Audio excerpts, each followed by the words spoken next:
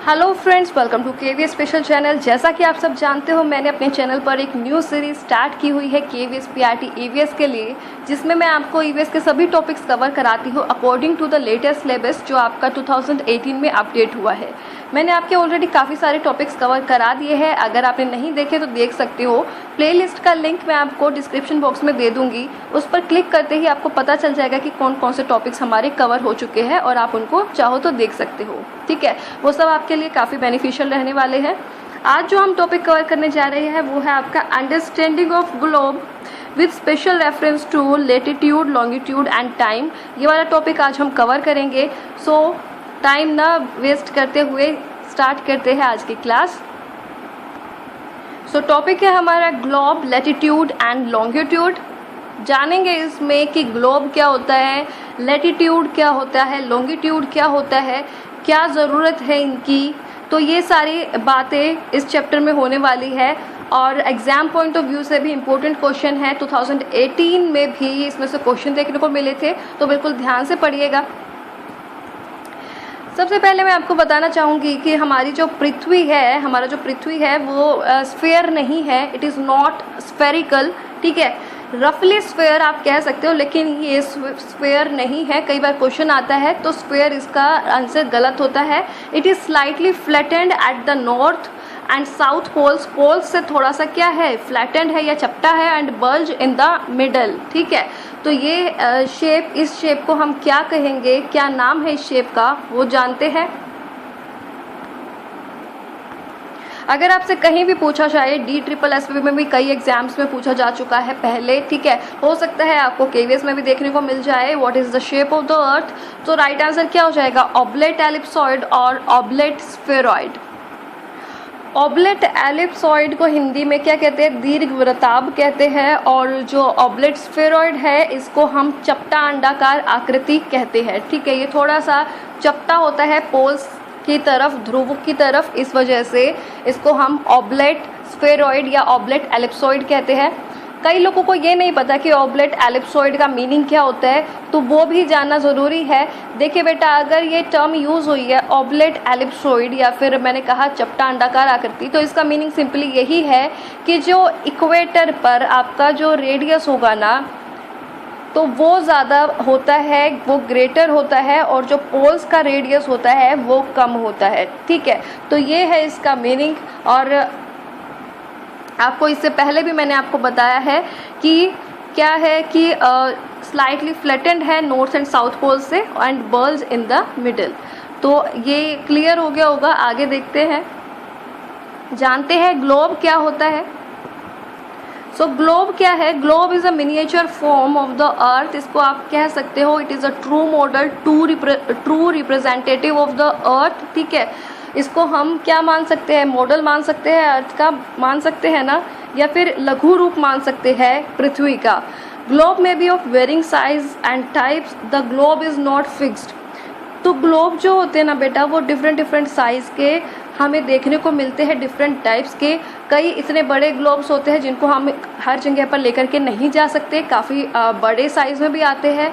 कई ऐसे होते हैं, छोटे होते हैं, जो पोर्टेबल जिसको कह सकते हो, आप इजीली उनको कहीं भी ले जा सकते हो, आपको कोई इतनी प्रॉब्लम नहीं होती है। कई जो ग्लोब्स होते हैं वो बैलून टाइप भी होते हैं, जिसको हमें फुलाना पड़ता है। ठीक है, तो बहुत सारे टाइप्स के हमें ग्लोब देखने को मिलते हैं, और ग्लोब फिक्स नहीं होता। आपने अगर ग्लोब देखा हो तो आप उसको मूव कर सकते हो ना, वेस्ट टू ईस्ट डायरेक्शन में मूव करते हो। तो इसी वजह से लिखा है कि ग्लोब फिक्स नहीं होता। ये नहीं है कि एक जगह पर ही वो अटका रहता है, ऐसा नहीं होता, उसको हम मूव कर सकते हैं। जैसे हमारी पृथ्वी मूव करती है, वो भी मूव करता है। इसी वजह से इसको क्या कहा गया है कि पृथ्वी का लघु रूप या फिर पृथ्वी का ट्रू मॉडल। आगे देखते हैं, ग्लोब पर क्या होता है बेटा, कंट्रीज, कॉन्टिनेंट्स, ओशियंस, ये सारे करेक्ट साइज में प्रदर्शित किए जाते हैं। ठीक है, A needle is fixed through the globe in a tilted manner which is called its axis। तो ग्लोब में आपने देखा होगा कि एक निडल, एक सुई, निडल कह सकते हो आप, कि जो अक्रॉस द ग्लोब होती है। ठीक है, ग्लोब के आर पार होती है वो, और थोड़ी टिल्टेड मैनर में होती है, जिसको हम क्या कहते हैं, उसका अक्ष कहते हैं या फिर एक्सिस कहते हैं। पृथ्वी का भी एक्सेस होता है, लेकिन पृथ्वी में ऐसी कोई निडल नहीं होती। ये क्या है, हम मॉडल बनाया हुआ है, ठीक है, तो इसको रिप्रेजेंट करने के लिए इस तरीके से इसमें निडल डाली हुई है, इसको फॉर्म करने के लिए। अदरवाइज जो रियल अर्थ है उसमें ना ही कोई आपको निडल देखने को मिलती है और ना ही आपको कोई ये लैटिट्यूड्स और लॉन्गिट्यूड्स जो पढ़ोगे, लाइंस जो होती है, ना ही वो देखने को मिलती है, लेकिन इमेजिनरी लाइंस हम उनको कह सकते हैं, ठीक है। आगे देखते हैं, 2 points on the globe through which the needle passes are 2 poles, North Pole and South Pole। अब ये जिन 2 पॉइंट्स से जो निडल गुजरती है ना, मैंने कहा कि अक्रॉस द ग्लोब होती है वो, तो जिन 2 पॉइंट से गुजरती है वो आपके 2 पोल्स होते हैं, 2 ध्रुव होते हैं। कौन कौन से? नॉर्थ पोल और साउथ पोल, ठीक है, उत्तर ध्रुव और दक्षिण ध्रुव। नेक्स्ट आप देख सकते हो, globe can be moved around this needle. मैंने आपको बताया कि ग्लोब फिक्स नहीं होता, इसको हम मूव कर सकते हैं, वैसे ही जैसे हमारी अर्थ मूव करती है। कौन सी डायरेक्शन में अर्थ मूव करती है? वेस्ट टू ईस्ट डायरेक्शन में करती है, और ऐसे ही हमारा ग्लोब करता है। ये चीज़ मैं आपको सोलर सिस्टम में एक बार चैप्टर कराया था, उसका लिंक भी मैं डिस्क्रिप्शन बॉक्स में डाल दूंगी, वो देख सकते हो। उससे आपको पता चल जाएगा बेसिक चीज़ें about the earth, about the planets, तो वो चीज़ भी आप चाहो तो देख सकते हो। और उसकी MCQ सीरीज़ भी है, अगर वो आपने देख ली तो सोलर सिस्टम से कहीं पर भी कोई भी क्वेश्चन आए आप इजीली अटेम्प्ट कर सकते हो, उससे बाहर आपको क्वेश्चन देखने को नहीं मिलेगा। 100 MCQs की वो सीरीज़ है, 3 पार्ट है, ठीक है, चाहो तो वो भी देख सकते हो। आगे देखते हैं, जानते हैं इक्वेटर के बारे में। इक्वेटर क्या है बेटा? इक्वेटर एक इमेजिनरी लाइन है, running on the globe divides it into 2 equal parts, जो कि ग्लोब को या पृथ्वी को 2 भागों में बांट देता है। कौन कौन से में? नदर्न हाफ और सदर्न हाफ, जिसको हम क्या कहते हैं? नदर्न हेमिस्फीयर, उत्तरी गोलार्ध, और सदर्न हेमिस्फीयर, ठीक है, तो इन 2 पार्ट्स में बांट देता है। आगे देखते हैं लैटिट्यूड्स क्या होती है। अच्छा, कई बच्चे कंफ्यूज रहते हैं कि लैटिट्यूड्स क्या होती है, लॉन्गिट्यूड्स क्या होती है, क्योंकि ये मिलते जुलते से टर्म्स लगती है, इस वजह से। तो आपको एक ट्रिक बताती हूँ, ठीक है। लैटिट्यूड्स का मतलब होता है, जैसे इसमें वर्ड आपको दिख रहा है लेटना, ठीक है, तो जो भी लेटी हुई लाइन होती है ना, लेटी हुई लाइंस होती है आपकी, वो होती है आपकी लैटिट्यूड्स। और जो आपकी खड़ी हुई लाइन होती है, मतलब लॉन्ग लाइंस होती है, वो आपकी क्या हो जाएगी? लॉन्गिट्यूड, ठीक है। तो लेटी हुई लाइंस जितनी भी होती है ना आपकी वो क्या होती है? लैटिट्यूड्स। आई होप कि आपको अभी हमेशा याद रहेगा, मैंने इसी ट्रिक से याद किया हुआ है, कभी मैं मतलब कन्फ्यूज़न नहीं होती है जब से मुझे ये ट्रिक से मैंने लर्न किया था। तो आई होप कि आपको भी कभी इनमें कन्फ्यूज़न नहीं होगी लाइफ टाइम के लिए। All parallel circles from the equator up to the poles are called parallel of latitudes. Latitudes are measured in degrees. तो बेटा जो आपके लैटिट्यूड्स होते हैं ना, इक्वेटर के पैरेलल होते हैं, ठीक है, और कहाँ तक जाए हुए होते हैं? ये पूरे पोल्स तक कवर किए होते हैं, और लैटिट्यूड्स को हम डिग्री में मेज़र करते हैं। सो आप अपनी स्क्रीन पर देख सकते हो कि ये जो लेटी हुई लाइन है ना, ये वाली लाइन, या जो ये आप कह सकते हो कि इक्वेटर के पैरेलल, ठीक है, इक्वेटर जैसे ये वाली लाइन आपकी इक्वेटर है, और इसके पैरेलल ये सारी लाइंस जो जाती है और पूरी ध्रुव तक कवर करती है, ये आपकी क्या हो जाएगी? लैटिट्यूड्स। और जो आपकी ये लॉन्ग लाइंस है वो आपकी क्या है? लॉन्गिट्यूड्स है। मतलब लैटिट्यूड्स लाइंस आपकी हॉरिजॉन्टल है और लॉन्गिट्यूड लाइन आपकी क्या है? वर्टिकल लाइंस है, ठीक है। लेटी हुई रेखा लैटिट्यूड्स, याद रखना ये चीज़। कई बार ये क्वेश्चन में देखने को मिल जाता है, इक्वेटर जो है आपका बेटा वो 0 डिग्री लैटिट्यूड है, ठीक है, equator is the 0 degree latitude. कई बार क्वेश्चन देखने को मिल जाता है, तो याद रहना चाहिए ये चीज़, क्योंकि KVS PRT EVS में भी हो सकता है आपको देखने को मिले। Since the distance from the equator to the either of the poles is 1/4 of a circle round the earth, that is, अब सर्कल कितने का होता है बेटा? 360 डिग्री का होता है ना, और तो आपके जो पोल्स है वो 1/4 है आपके सर्कल के, तो 1/4 इंटू 360 करोगे तो कितना बचेगा? 90 डिग्री। तो आपके जो पोल्स है, नॉर्थ पोल है वो आपका 90 डिग्री नॉर्थ है, और जो आपका सदर्न पोल है वो आपका 90 डिग्री साउथ है। तो ये चीज़ आपको याद रहनी चाहिए, बिल्कुल मस्तिष्क में छप जानी चाहिए, ठीक है, नंबर नहीं कटवाने हैं बिल्कुल भी। सो जानते हैं कुछ और लैटिट्यूड्स के बारे में। जो आपके 90 डिग्री नॉर्थ है, मैंने अभी भी बताया आपका, वो क्या रिप्रेजेंट करती है, नॉर्थ पोल को, वाइल जो आपका 90 डिग्री साउथ है वो आपका साउथ पोल है। ट्रॉपिक ऑफ कैंसर की बात करूँ तो वो आपका 23.5 degree north in northern hemisphere, और जो आपका ट्रॉपिक ऑफ कैप्रिकॉर्न है वो आपका 23.5 degree south in southern hemisphere. तो ये चीज़ याद रखनी है बिल्कुल। वहीं अगर बात करूँ आर्कटिक सर्कल की, तो आर्कटिक सर्कल है आपका 66.5 degree north of the equator, 66.5 degree north of the equator. और एंटार्क्टिका सर्कल की बात करूँ तो ये है आपका 66.5 डिग्री साउथ या 66.5 डिग्री साउथ या दक्षिण में ऑफ द इक्वेटर। तो ये चीज़ है ना, जो ये आपकी मैंने अभी बताई कि कौन कितनी लेटीट्यूड पर है, ये चीज़ आपको याद रहनी चाहिए। बिल्कुल कॉमन सी चीज़ें हैं ये, याद मोस्टली को होगी, जो आर्ट स्ट्रीम से या ह्यूमैनिटी स्ट्रीम से जो बिलोंग करते हैं उनको तो होगी ही, साथ में जो कॉम्पिटिटिव एग्जाम्स के प्रिपरेशन करते हैं मोस्टली उनको भी मिलेगी।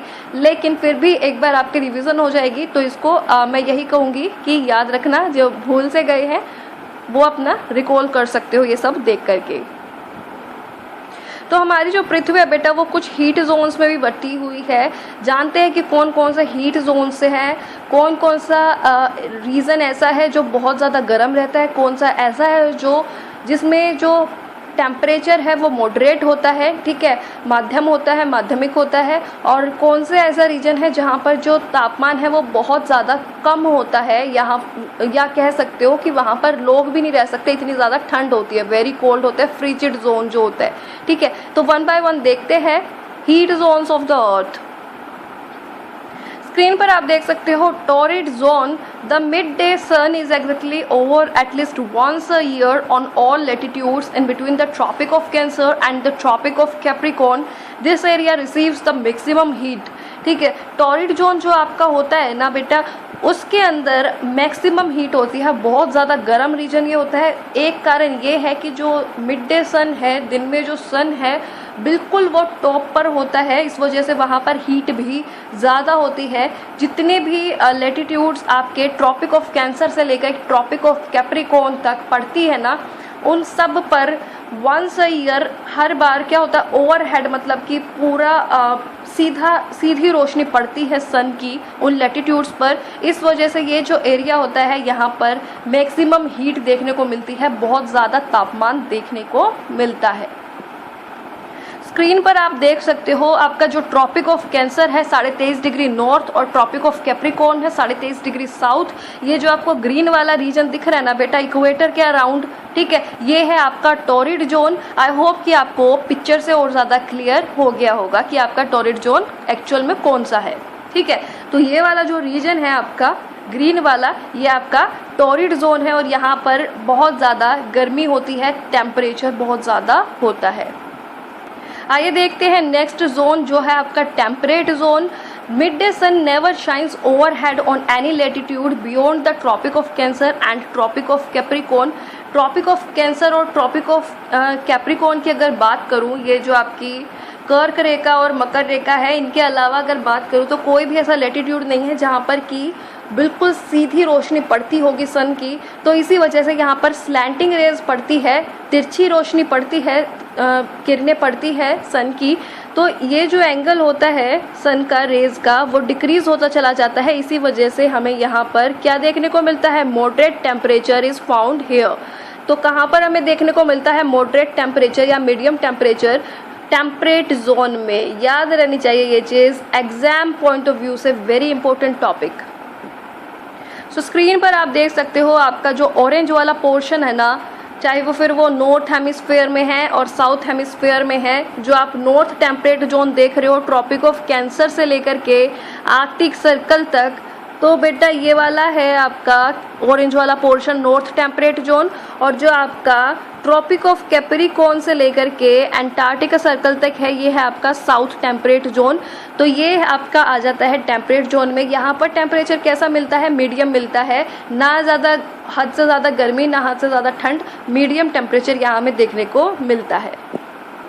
नेक्स्ट है फ्रिजिड जोन। फ्रिजिड जोन आपको नाम से ही पता चल रहा होगा कि फ्रिजिड जोन मतलब कि बहुत ठंडा होगा ये, ठीक है। Areas lying between Arctic circle and the north pole and Antarctica circle and the south pole are very very cold.